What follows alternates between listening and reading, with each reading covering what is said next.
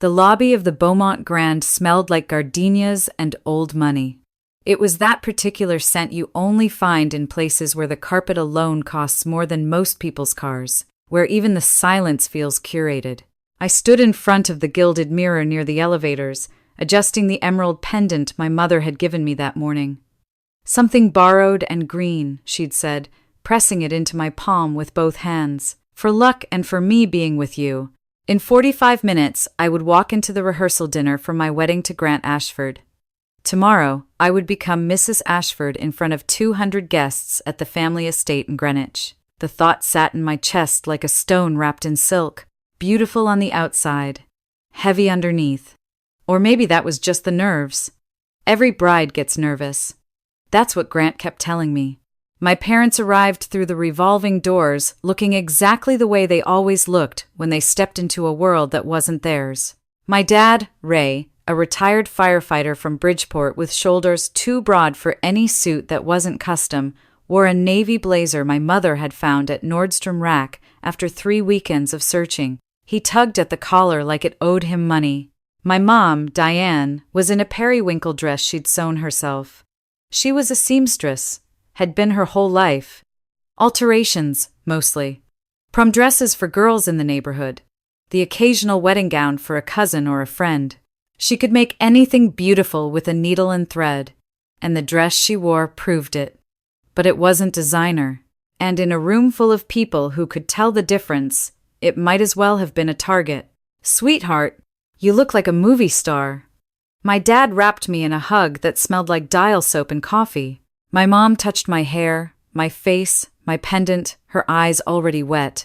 "I can't believe my baby's getting married tomorrow." I squeezed her hand. "Thanks for being here, both of you.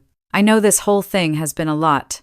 They exchanged a look. The kind parents share when they've discussed something privately and agreed not to burden their child. "It's been wonderful," my mom said carefully. "Grant's family has been very welcoming." The word welcoming hung in the air like a question mark. Because the truth was, the Ashfords hadn't been welcoming. They'd been tolerant.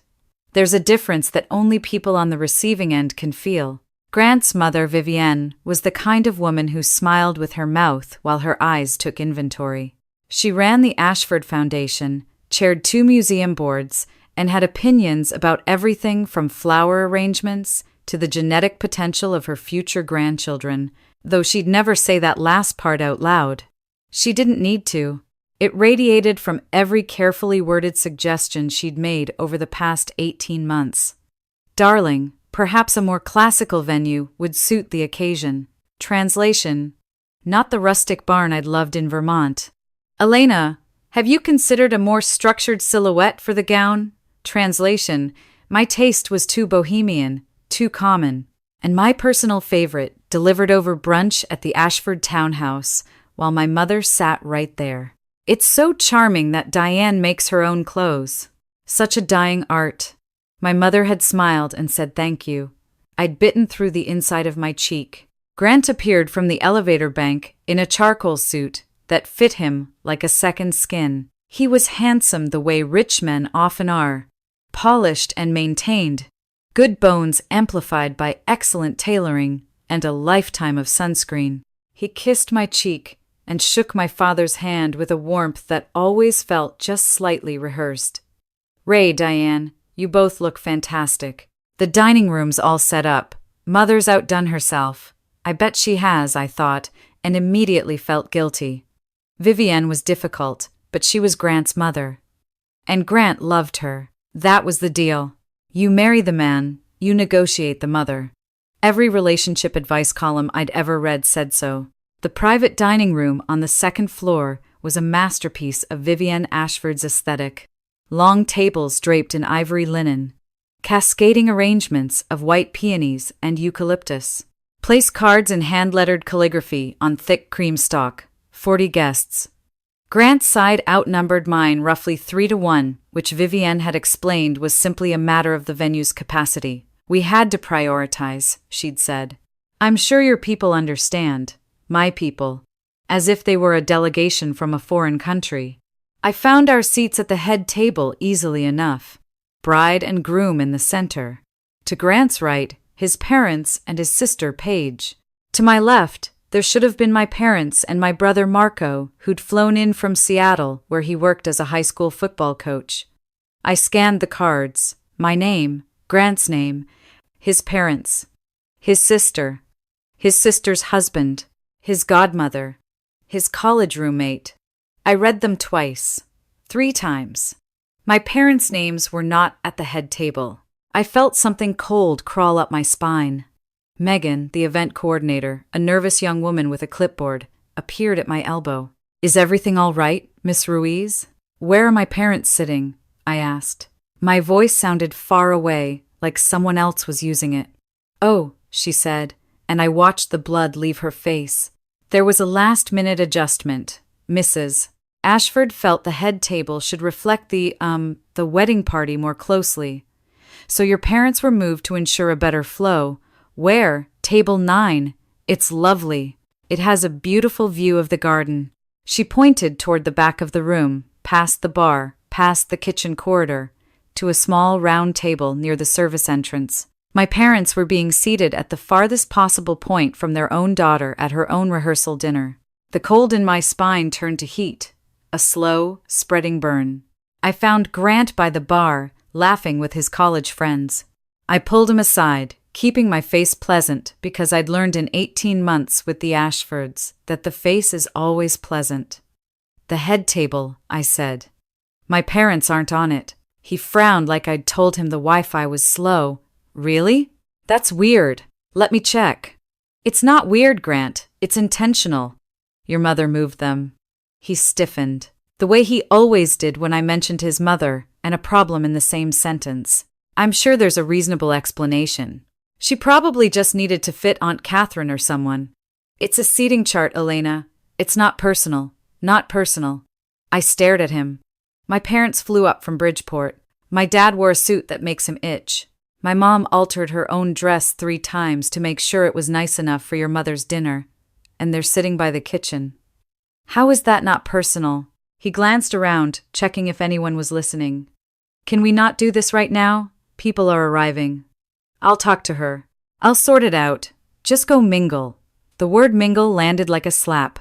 As if I were a guest at someone else's party. As if this wasn't supposed to be mine too. I didn't mingle. I walked to the back of the room where my parents stood next to table 9, studying their place cards with the quiet dignity of people who have spent their whole lives being put in the wrong room and finding a way to make it okay. "Elena, honey," my mom said, spotting me, "this table is actually really nice. Look, we can see the whole room from here. And we're right by the bar," my dad added with a forced grin. "That's strategic positioning." He winked, but I could see the tightness in his jaw. The way his hand rested on my mom's shoulder, protective and sad. He knew what had happened. He knew exactly what it meant. And he was swallowing it, the way he'd swallowed 1,000 small humiliations before. Because that's what men like my dad did. They absorbed the hurt so their kids wouldn't have to carry it. But I could see it in his eyes. The recognition, the quiet understanding that in this room, in this world, a retired firefighter from Bridgeport would always be seated near the kitchen. Something broke in me, not dramatically, not with a sound. It was more like a thread snapping inside my chest, a thread I hadn't even known was holding everything together. I turned around and nearly walked into Vivienne. She materialized the way she always did, like a woman who'd been watching from the wings and chose her entrance carefully. She wore dove gray silk. Her hair was perfect. Her smile was the temperature of a January sidewalk. "Elena, darling, don't you look lovely? I need to talk to you about the seating," I said, keeping my voice low. "The head table. My parents should be there." Vivienne tilted her head, a gesture I'd come to recognize as her version of an eye roll. I made a small adjustment. The head table needed to reflect the key relationships. Your parents are wonderful people, truly. But this dinner is about setting the tone for tomorrow, and we need the right energy at the center of the room. The Harringtons are here, the Caldwells, Judge Morrison. These are people who matter to the family's future, to Grant's future. Your parents will be perfectly comfortable where they are. They're not fussy people. She said it like a compliment. It was an evisceration. I felt the heat behind my eyes. Not tears. Something hotter, the right energy, I repeated. And my parents don't have it. Vivian sighed, a theatrical, put-upon sound. Don't be dramatic. This is a dinner party, not a courtroom. Everyone is here. Everyone is fed. The flowers are beautiful. Let's not ruin the evening over logistics. She patted my arm the way you'd pat a nervous dog and glided away to greet Judge Morrison. I stood there. The noise of the room, the laughter, the clink of crystal, it all compressed into a dull roar. I looked at Grant across the room. He was watching me. He'd seen the exchange. He knew, and he did nothing. He lifted his glass in my direction and mouthed, "It's fine. It's fine."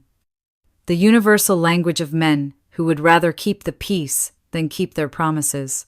He'd told me, weeks ago, that our families would be treated equally, that my parents would have a place of honor, that he'd handle his mother. And here we were. I walked to the head table. I didn't rush. I moved with the kind of calm that comes after the decision has already been made somewhere deep inside you, before your brain catches up. I picked up the place card that read Mrs. Catherine Ashford, Grant's godmother, and the one that read Mr. William Harrington, a business associate. I set them aside. Then I went to table 9, picked up my parents' cards, and carried them back to the head table. I placed them carefully in the empty spots. "Mom, Dad," I called across the room, loud enough that heads turned. "You're up here. Come sit down."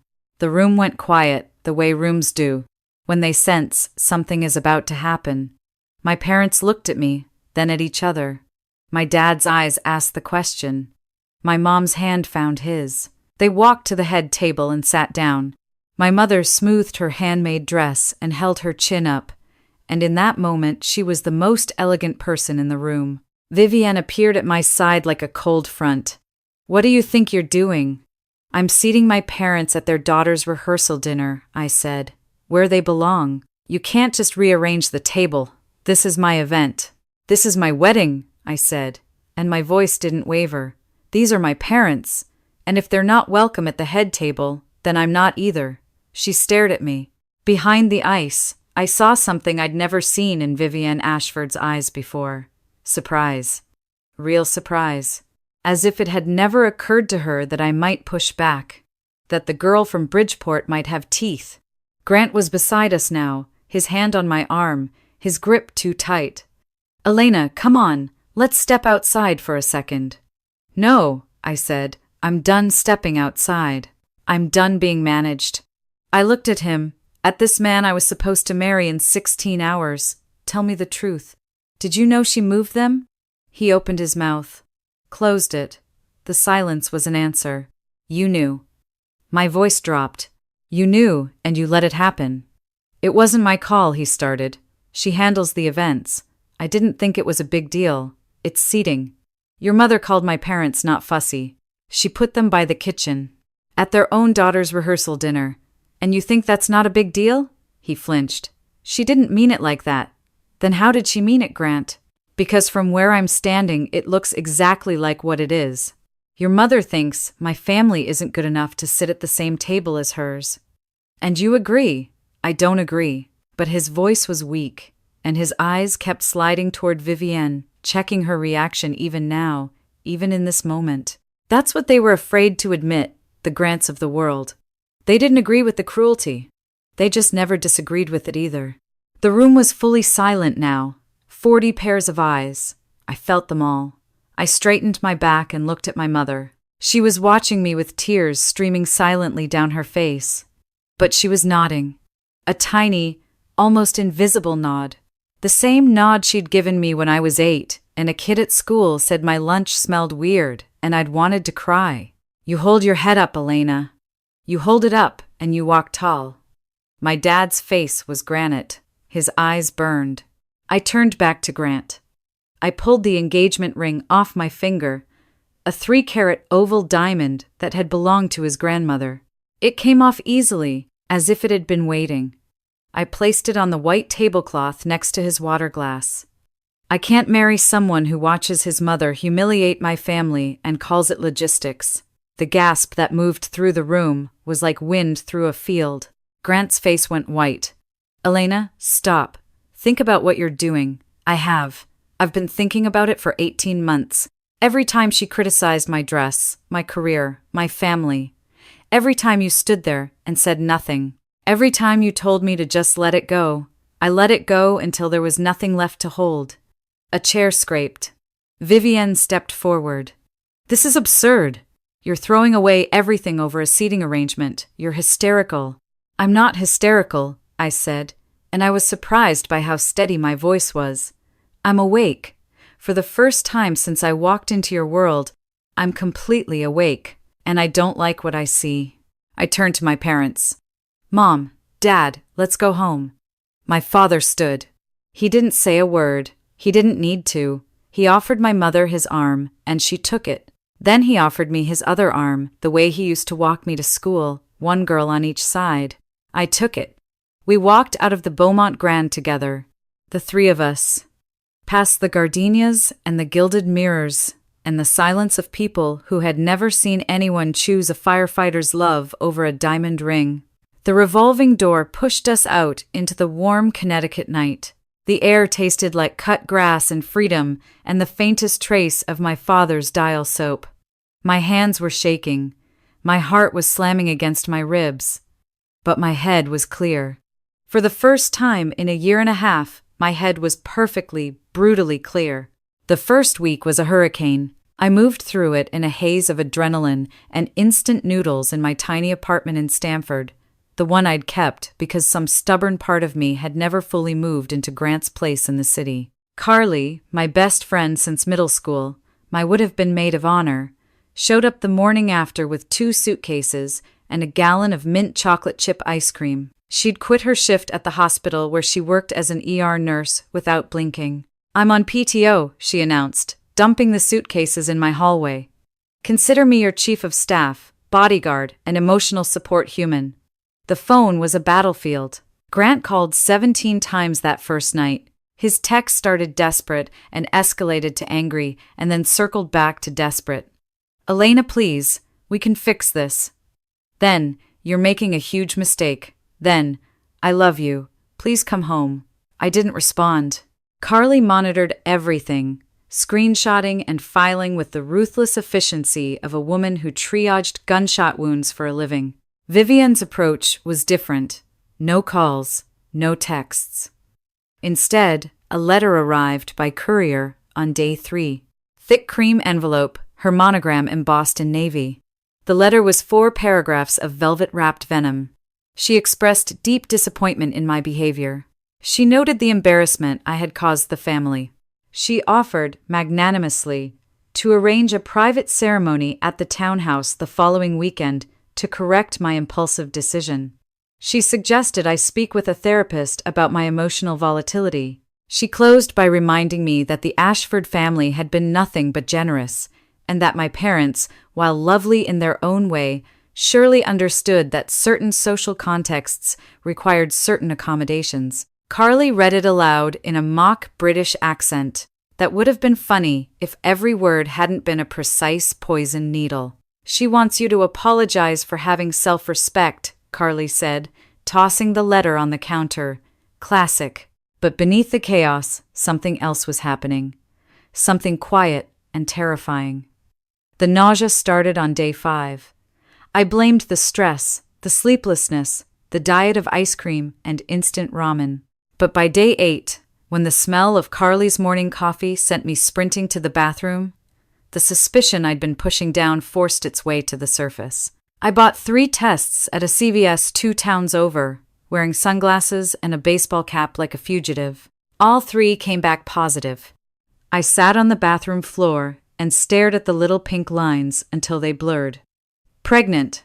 8 weeks, my doctor confirmed the next day.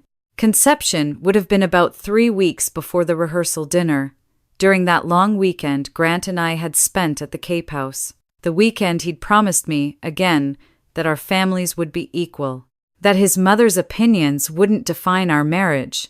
The weekend I'd believed him because the alternative was too painful. And now there was a baby. His baby. Our baby. My baby. I told Carly first. She sat on my couch, very still, for about 30 seconds. Then she said, "Okay, here's what we're not going to do. We're not going to panic. We're not going to tell him yet. And we're not going to let this change the fact that you made the right call walking out of that dinner. This baby doesn't undo what happened. It just makes what happens next more important." She was right, but the weight of it pressed on my chest like a physical thing. I told my parents the following Sunday, at their kitchen table, over my dad's famous meatloaf. My mom cried. My dad went quiet for a long time, then reached across the table and covered my hand with his. "That baby's going to have the best mother in the world," he said, "and the best grandparents. Everything else we'll figure out." I waited 6 weeks to tell Grant. 6 weeks of morning sickness and legal consultations, and building the scaffolding of a new life. I found a family attorney, Janet Okafor, a woman with kind eyes and a reputation for being absolutely merciless in custody disputes. I formalized my freelance interior design work into a proper LLC. I signed 2 new clients. I was not going to be the struggling single mother the Ashford's lawyers could dismiss. When I finally told Grant, it was over coffee at a neutral location, a diner in Norwalk that neither of us had any connection to. He looked terrible, thinner, grayer, like someone had let the air out of him. When I said the words, his face did exactly what I feared. It lit up. Not with joy for the baby, with relief, with strategy. "Elena, this is a sign. We can make this work. We'll get married. Small ceremony. My mother will come around when she knows there's a grandchild. This fixes everything." There it was. Fixes. As if our baby was a solution to a PR problem. As if a child could retroactively make his mother respect mine. As if the words "your parents aren't fussy" could be erased by a christening at the right church. It doesn't fix anything, Grant. It changes things. But the things that were broken between us, the things that were broken in your family, a baby doesn't fix those. You fix those. And I haven't seen you fix anything. I've seen you call me 17 times. I've seen you text me that you love me. But I haven't seen you tell your mother she was wrong. I haven't seen you apologize to my parents. I haven't seen you do a single hard thing. He stared at his coffee. "She's my mother, Elena. You don't understand." "My mother is my mother too," I said. "And your mother told her she wasn't good enough to sit at a table. You understood that just fine. You just didn't care enough to stop it." The custody negotiation was brutal. Vivienne, predictably, weaponized the pregnancy. She deployed lawyers from a white shoe firm who questioned my income, my living situation, my emotional stability. They requested psychological evaluations. They hinted that a child of Ashford lineage deserved the resources and structure that only the Ashford family could provide. Janet countered with documentation of my growing business, my support network, my parents' involvement, and a subtle but unmistakable reference to certain financial irregularities in the Ashford Foundation's recent filings, information that had come to me from an unexpected source. Grant's younger brother Owen, the family's quiet disappointment, who'd rejected the foundation job to teach English at a public school in the Bronx, had reached out 2 weeks after the rehearsal dinner. He'd sent a single text, "You did the right thing. Our mother has been doing this to people for 30 years. If you ever need ammunition, I know where the bodies are buried." Figuratively, mostly. The financial records Owen shared painted a picture of a foundation that spent more on galas and image maintenance than on actual charitable work. It wasn't illegal, but it was deeply embarrassing, the kind of thing that, if surfaced during a custody discovery process, would shatter the Ashford brand of noblesse oblige. Janet never had to use it directly. She simply let the other side know that discovery would be comprehensive. The Ashfords' lawyers suddenly became much more reasonable. The agreement gave me primary custody. Grant got gradually increasing visitation. All major decisions were mine. Vivian had no independent access without my consent. It was everything I needed and nothing I wanted, because what I wanted was for none of this to have happened at all. My daughter was born on a Tuesday in March at Bridgeport Hospital, the same hospital where I'd been born 29 years earlier. My mom held one hand, Carly held the other. My dad paced the hallway like a man waiting for a verdict, which I suppose he was. She came into the world screaming, 7 pounds of furious opinion, with dark hair, and her father's gray eyes, and my mother's stubborn mouth. I named her Lucia. For light. Grant met her when she was 4 days old. He came to my apartment with a stuffed elephant and trembling hands. He held her like she was made of glass, barely breathing, his eyes wet. "She's perfect," he whispered. "She's everything." I watched him and felt the complicated ache of seeing someone you once loved holding the most important person in your world. He was gentle. He was present. He asked questions about feeding schedules and diaper brands with the earnest intensity of a man studying for the most important exam of his life. He didn't mention his mother. He didn't mention getting back together. He just held his daughter and cried quietly and asked if the stuffed elephant was okay, or if she was too young for stuffed animals because he'd read conflicting things online. It was a start, not forgiveness, not trust, but a start. The months that followed were a reconstruction, not of what I'd had, but of what I wanted. My design business grew. I hired an assistant. I landed a contract with a boutique hotel chain that loved the story behind my brand, a woman who walked away from a gilded world and built something real. Carly moved into the apartment next to mine, because of course she did. My parents drove up every weekend, my dad building a crib with his own hands that was over-engineered enough to survive a hurricane, and my mom sewing curtains for the nursery in a fabric covered with tiny stars. And then there was Daniel. We met at a client consultation, a young couple renovating a brownstone in New Haven. He was the architect, quiet, focused, with paint-stained hands and a laugh that started slow and took over his whole face. He'd grown up in a small town in Ohio, the son of a postal worker and a librarian. He found the concept of social climbing genuinely baffling. He once told me, in complete seriousness, that the most impressive thing a person could be was kind. We took it slowly, oshingly, deliberately slowly. He met Lucia when she was 5 months old and immediately laid down on the floor next to her, studying her with the same focus he brought to blueprints. She grabbed his nose and he declared it the highlight of his week. Grant, to his credit, continued to show up. His visits were steady, reliable, gentle. He moved to a smaller apartment in Stamford to be closer. He started teaching a business ethics course at a community college, something Vivienne reportedly found mortifying. He sent me a text one evening that said, "I told my mother today that she owes your parents an apology. She hung up on me, but I said it." I stared at the message for a long time. It was the first hard thing he'd done. Maybe not enough. Maybe too late. But it was something. Vivienne herself I saw only once more. It was a Saturday morning in the park near my apartment. Lucia was 10 months old, sitting in the grass, methodically destroying a cracker. I looked up and there she was, standing on the path about 20 feet away.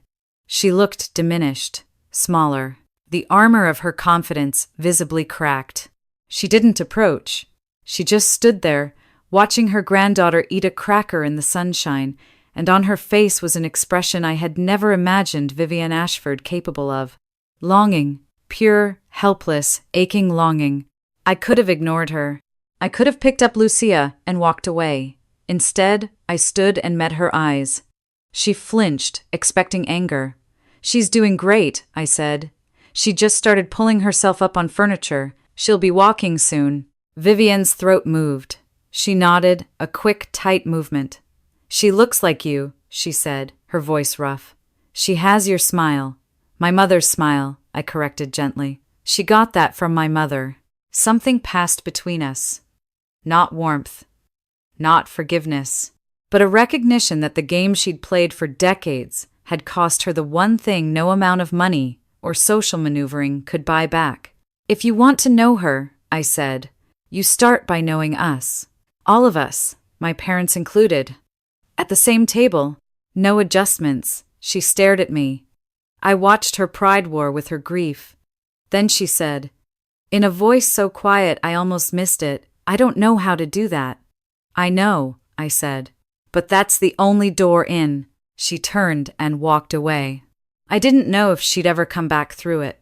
But the door was there. That was more than she deserved, and exactly what my daughter was worth. That night, after Lucia was asleep in her hurricane-proof crib under her star-covered curtains, I stood in my kitchen and looked at the photo on my fridge. Me, my mom, my dad, at my college graduation. All of us squinting in the sun. My dad in a shirt my mom had ironed 3 times. My mom's hand on my shoulder, gripping tight, like she couldn't believe her daughter had made it here. Nobody in that photo was wearing design or anything. Nobody in that photo had a trust fund or a seat on a museum board. But the love in that picture, you could feel it through the glass. The kind of love that doesn't come with conditions or seating charts or careful calculations about who belongs where. The kind that just shows up in a borrowed suit, smelling like Dial soap, and says you did the right thing, kiddo, until you believe it. I pressed my hand to the photo. Then I poured a glass of water, sat at my kitchen table, and opened my laptop. I had a proposal to finish for the hotel chain. I had a business to build, a daughter to raise, a life to construct from the ground up on a foundation that no one, not Vivian Ashford, not the memory of a 3-carat diamond, not the ghost of who I thought I was supposed to become, could ever shake. I was Elena Ruiz. I was a mother, a designer, a daughter, a woman who had walked out of a gilded room and into an open sky. And the blueprint, finally, was mine.